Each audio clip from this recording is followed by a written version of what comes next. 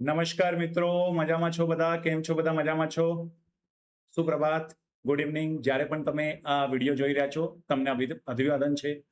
હું યુવરાજ ગઢવી આપ સૌનું સ્વાગત કરું છું બીએસ નર્સિંગ એકેડમીના online digital Gujarati YouTube channel ઉપર. મિત્રો, જે હમણાં 2 દિવસ પહેલા જે આપણે વેકેન્સીને ડિસ્કશન કર્યું હતું કે સર ગૌણ સેવા પસંદગી મંડળ દ્વારા જે સુપરવાઇઝર ઇન્સ્ટ્રક્ટરની જે ભરતી આવી છે મેડિકલ અને નર્સિંગ, જેના અંદર આપણા બીએસસી નર્સિંગ વાળા ભાઈઓ બહેનો જેના જોડે સર 1 વર્ષનો એક્સપિરિયન્સ છે અને સર જીએનએમ વાળા જેમના જોડે સર ડિપ્લોમા વાળા જે નર્સિંગમાં છે જેમના જોડે સર 2 વર્ષનો એક્સપિરિયન્સ છે એ ફોર્મ ભરી શકે છે. સાથે સાથે એમપીએચડબલ્યુ વાળા, એક્સરે ટેકનિશિયન અને માઇક્રોબાયોલોજી વાળા વ્યક્તિઓ જે છે એ પણ સર આ ફોર્મ ભરી શકે છે. ટોટલ 125 જેવી જગ્યાઓ હતી. પરંતુ સર એનો જે અભ્યાસક્રમ એટલે કે સર જે સિલેબસ છે એ આજે જાહેર કરવામાં આવ્યો છે ગૌણ સેવા પસંદગી મંડળ દ્વારા, અને એનું સર આ વિડીયો છે કે સર તમને ખબર પડી શકે કે કયો સિલેબસ છે, શું સિલેબસ છે, કેટલા માર્ક્સનું શું પૂછવાનું છે, એ બધી વાતો સર અહીંયા આપણે વાત કરવાના છીએ. મિત્રો, આપણે પહેલા જ વાત કરી હતી સર એ વિડીયોના અંદર કે તમારું ટોટલ જે એક્ઝામ છે સર 210 માર્ક્સનું રહેવાનું છે, જેના માટે સર તમને 180 મિનિટ એટલે કે સર 3 કલાક જે છે એ સર તમને મળવાના છે. એના અંદર મિત્રો તમારા 2 ભાગ છે, પાર્ટ એ અને પાર્ટ બી.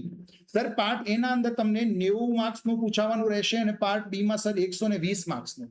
સર આજે 120 માર્ક્સ હતું ને આ તો સબ્જેક્ટ હતો, અને આ પાર્ટ એ ના અંદર 90 માં 30 માર્ક્સનું મેથ્સ, 30 માર્ક્સનું રીઝનિંગ અને 30 માર્ક્સનું જીકે છે, ગુજરાતી છે, ઇંગ્લિશ છે, પછી તમારું બંધારણ છે. આ બધી વસ્તુ જે છે એ સર પૂછવાની હતી. આ ટોટલ તો સર 90 આપણને ખબર હતી, પરંતુ જે મુખ્ય મુદ્દો હતો એ 120 નો હતો કે સર આ 120 ના અંદર શું. હવે મેં મિત્રો તમને કીધું હતું કે સર જે રીતેની એલિજિબિલિટી છે, બીએસસી માઇક્રોબાયોલોજી પૂછાયું છે, નર્સિંગનું પૂછાયું છે, સર તમને સેનેટરી ઇન્સ્પેક્ટરનું પૂછાયું છે, એમપીડબલ્યુ નું, અને સાથે સાથે એક્સરે ટેકનિશિયનનું પણ સર પૂછાવાનું છે. કેમ કે સર આ ચારેય જે તમારા સિલેબસ જે છે એ સર આપેલા છે. કેમ કે સર આ ચારેય જે અલગ અલગ પ્રોફેશનના વ્યક્તિઓ આમ તો ગણાય, પરંતુ આ ચારેય લોકોને આ ફોર્મ ભરવાની છૂટછાટ આપેલી છે. એટલે આ ચારેય સર મુદ્દાઓ તમારે અહીંયા કવર કરવાના છે. સર કયા કયા મુદ્દા છે તો આપણે વાત કરી લઈએ મિત્રો. કયા કયા છે તો આપણે સૌથી પહેલા આપણે વાત કરીએ. આ દેખો, આ જે છે એ ગૌણ સેવા પસંદગી મંડળ દ્વારા જાહેરાત ક્રમાંક 448 જે આપણી સુપરવાઇઝર ઇન્સ્ટ્રક્ટર મેડિકલ અને નર્સિંગ ગ્રુપની હતી. સર એના અંદર સિલેબસ આપેલો છે. પહેલો પાર્ટ એ 90 માર્ક્સ, સર 30 માર્ક્સના 30 ક્વેશ્ચન આવવાના છે, જેના અંદર તમને coding, decoding, blood relation, problem, Venn diagram, rank, logic reasoning, આ બધા સર તમને અહીંયા ટોપિક વાઇઝ આપેલા છે. એટલે 20 ટોપિકમાંથી તમને 30 પ્રશ્નો આવતા હોય એટલે મિનિમમ એક ટોપિકમાંથી એક પ્રશ્ન આવવાનો છે, એ માનીને તમારે ચાલવાનું. ક્લિયર? સર નેક્સ્ટ છે તમારું ક્વોન્ટિટેટિવ એપ્ટિટ્યુડ એટલે કે મેથ્સ, 30 પ્રશ્ન 30 માર્ક્સના. Sir number system, LCM, HCF, percentage, partnership, profit loss, simple compound interest, ratio, proportion, time work, time, speed, distance, average, bracket, આ બધી સર વસ્તુ, area, surface area, volume, coordinate geometry, pair of linear equation, આ બધી વસ્તુ પણ 30 માર્ક્સના 30 પ્રશ્નો પૂછાશે. અને અંતિમ જે આવે છે એ છે સર તમારું બંધારણ. બંધારણ જે છે 10 માર્ક્સના 10 છે.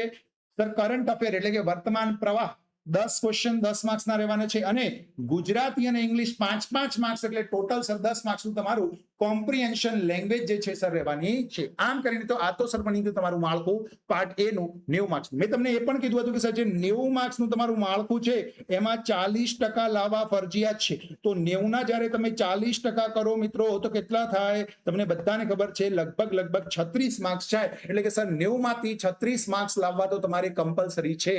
આ જો 36 માર્ક્સ તમે ન લાવો તો એમ ગણવાનું કે સર તમારે પેપર આપવાનો કોઈ મતલબ જ નથી. સર હવે જે મુખ્ય મુદ્દો છે કે સર 120 માર્ક્સના અંદર શું પૂછાશે. ઓકે, તો 120 માર્ક્સના અંદર તમને રિલેટેડ ટુ એજ્યુકેશનલ ક્વોલિફિકેશન તમને પૂછવાનું કીધું હતું. સર શું છે? સૌથી પહેલો 20 ક્વેશ્ચન 20 માર્ક્સના, જેના અંદર એનાટોમી એન્ડ ફિઝિયોલોજી જે કોમન છે બધા માટે. સર બધા system, digestive, respiratory, circulatory, endocrine, sensory, musculo, renal, urinary, nervous, digestive, head and neck, spine, thorax, upper extremity, lower extremity, general physiology, blood and all system of body. એટલે કે sir total anatomy and ફિઝિયોલોજીમાંથી 20 પ્રશ્નો આવવાના છે. આ વાત પહેલી sir તમને કહેવામાં આવી. ક્લિયર? સર બીજી વસ્તુ પેથોલોજી.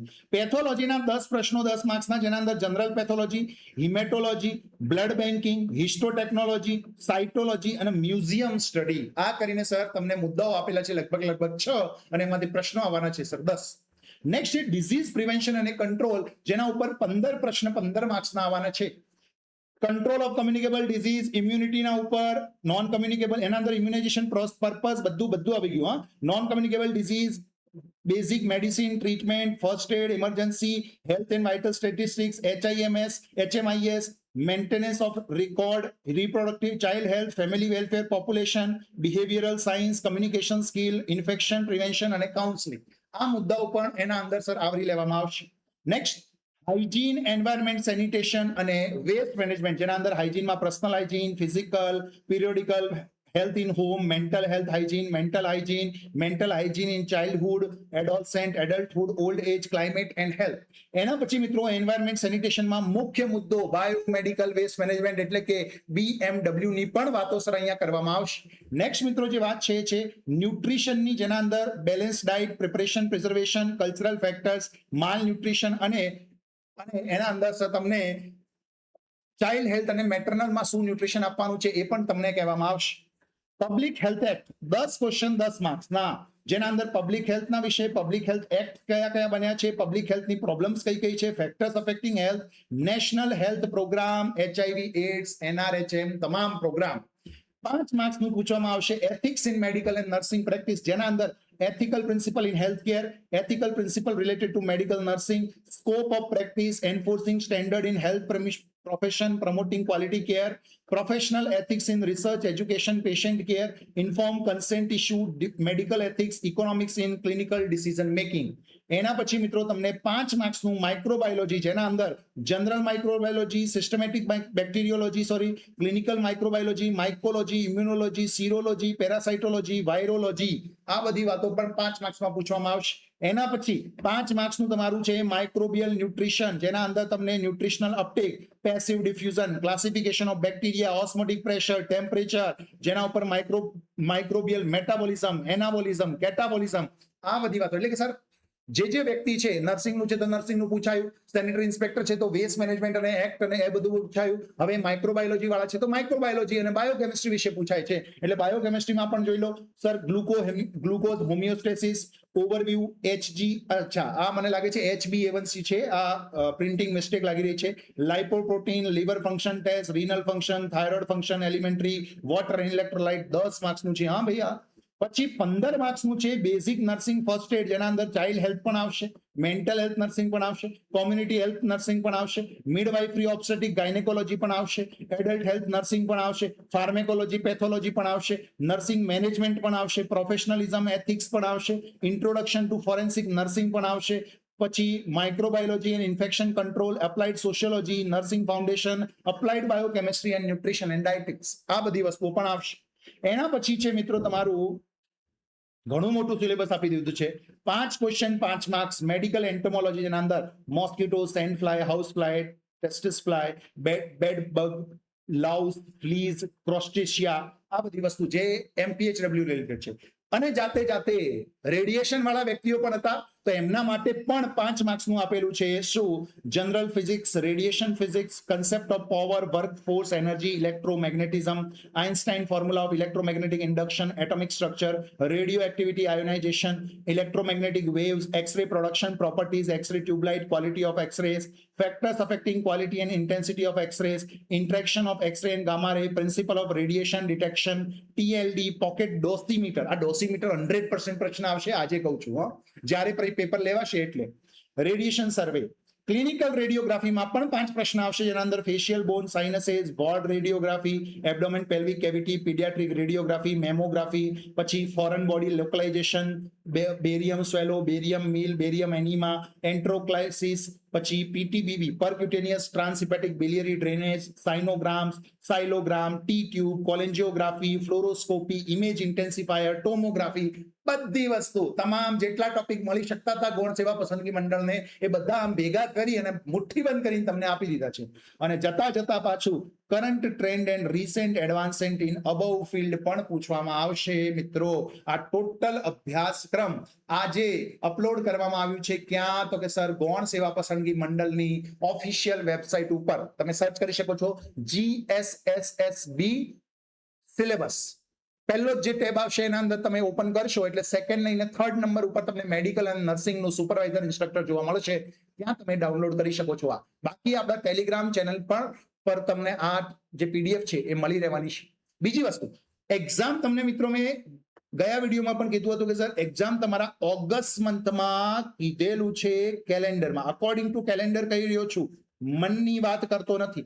એકોર્ડિંગ ટુ કેલેન્ડર કહી રહ્યો છું કે ઓગસ્ટ મહિનાના અંદર તમારે આ જે છે એ એક્ઝામ લેવાનો છે. એટલે વધારે ટાઈમ આપણા જોડે છે નહીં. જે ટાઈમ છે એ ટાઈમના અંદર તમારે જે પ્રેક્ટિસ કરવાની છે કે તમારે વાતો કરવાની છે એ હવે સર તમે કરી લેજો. ક્લિયર? તો સરસ મજાની તૈયારી કરવાની છે. ટાઈમ ઓછો હશે, લોકો સર વધારે નહીં હોય, કેમ કે ઘણા બધા લોકોને ખબર નથી. ખબર છે તો એક્સપિરિયન્સ નથી. ક્લિયર છે? તો એક એવી વેકેન્સી છે જે શાનદાર વેકેન્સી છે. કેમ કે સર તમારે બેડ સાઇડ કામ નથી કરવાનું. As a tutor, as a instructor, as a supervisor તમારે કામ કરવાનું છે.